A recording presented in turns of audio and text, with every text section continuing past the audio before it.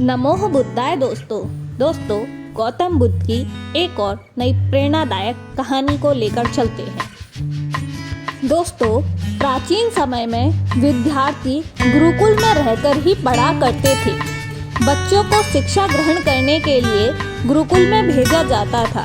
बच्चे गुरुकुल में गुरु के सानिध्य में आश्रम की देखभाल किया करते थे और अध्ययन भी किया करते थे।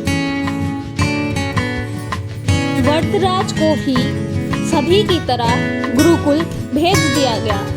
वहाँ आश्रम में वे अपने साथियों के साथ घुलने मिलने लगा, लेकिन वह पढ़ने में बहुत ही कमजोर था। गुरुजी की कोई भी बात उसके बहुत कम समझ में आती थी।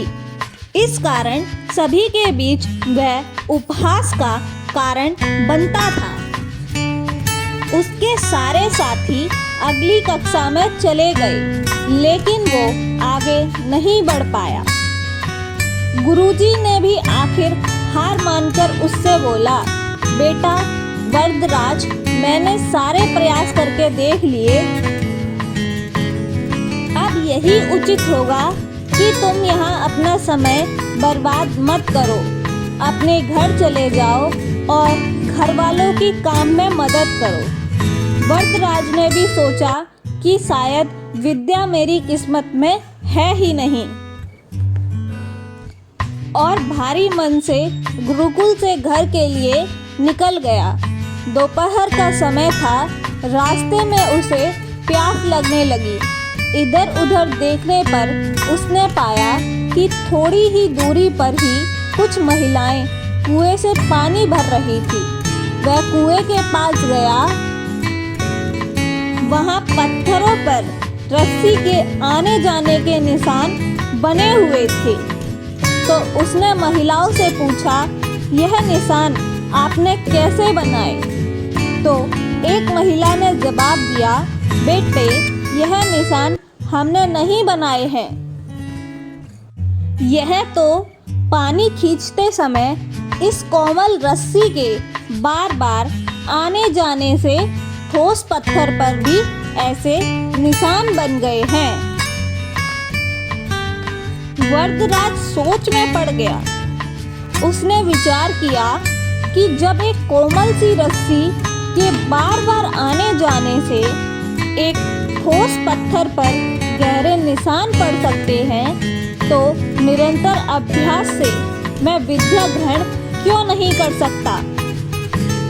वरदराज ढेर सारे उत्साह के साथ वापस गुरुकुल आया और अथक कड़ी मेहनत की। गुरुजी ने भी खुश होकर भरपूर सहयोग किया।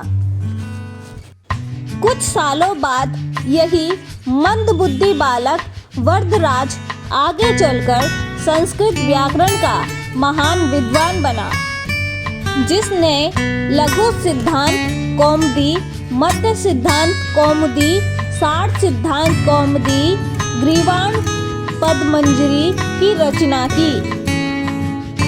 तो दोस्तों, इस कहानी से हमें क्या शिक्षा मिलती है, आइए जानते हैं। दोस्तों, अभ्यास की शक्ति का तो कहना ही क्या है। यह आपके हर सपने को पूरा करेगी।